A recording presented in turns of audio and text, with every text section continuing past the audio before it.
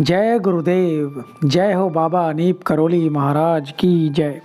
साथियों नमस्कार, स्वागत है आप सभी का आपके अपने YouTube चैनल पर। साथियों, महाराज जी के पास भक्तगण जाया करते थे। महाराज जी भी भक्तों के घरों में जाया करते थे, या कभी महाराज जी की किसी से मुलाकात हो जाए तो वह महाराज जी बहुत सारी चीज़ों को याद रखा करते थे।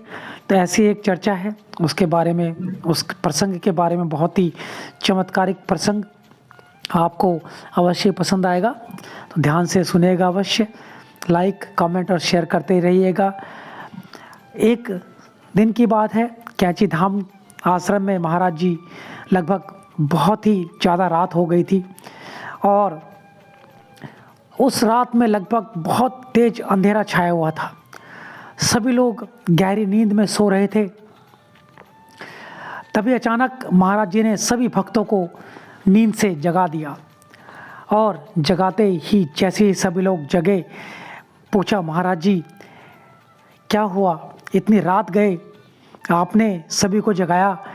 तो महाराज जी बोले, ऊपर सड़क पर लगभग आधा मील दूर, यानी कि कैंची धाम से लगभग आधा मील दूर एक जीप खराब हो गई है।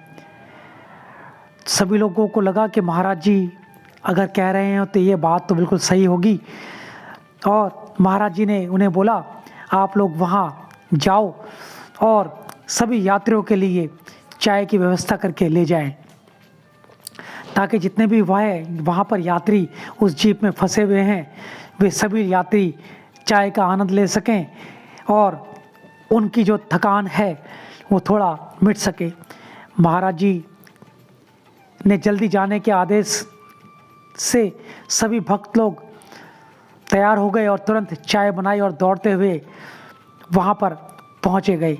किसी तरह जब वह उस उबड़ खाबड़ रास्ते को तय कर जीप के पास पहुँचे तो देखा कि जीप रास्ते में अटकी हुई है। उस जीप में 4 महिलाएं और एक पुरुष थे, जो कि पूरी तरह ठंड से सिकुड़ रहे थे। इतने में महाराज जी ने पुनः जब और भक्तों को, अन्य भक्तों को चाय बनाने के लिए कहा और उन्हें वहाँ पर चाय देकर आने के लिए कहा। सभी लोग जब वहाँ पहुँचे, क्योंकि जैसा कि पहले वाली चाय ठंडी हो गई थी, अंत में जो भक्तगण जीप में फंसे हुए थे, 4 महिला सहित, उन सभी लोगों को आश्रम में लाया गया। और जैसे ही वह सभी लोग आश्रम में पहुँचे तो महाराज जी उन्हें देखते ही बोले, हम 30 साल पहले इन महिलाओं के घर जाया करते थे। इन महिलाओं ने हमें कंबल दिया था और हमारी बहुत सेवा की थी। महाराज जी को पिछले दिनों की याद आ गई। उन्होंने महिलाओं को कंबल दिलवाए और उस पुरुष को भी कंबल दिलवाया और उन्हें आश्रम में सोने का स्थान भी दिया। सभी लोग वहाँ पर रात में सोए आराम से। उसके बाद जैसे ही सुबह हुई वह विदा हो गए, अपने जहाँ जाना था उन्होंने वहाँ चले गए। तो यह इस तरह की घटनाएं महाराज जी के जीवन काल में होती थी और महाराज जी किस तरह से अपने भक्तों की रक्षा किया करते थे, यह आपके सामने प्रस्तुत किया गया इस चमत्कारिक घटना के द्वारा। तो ये प्रसंग आपको अत्यंत ही पसंद आया होगा। लाइक कमेंट शेयर करते रहें। आज के लिए इतना ही।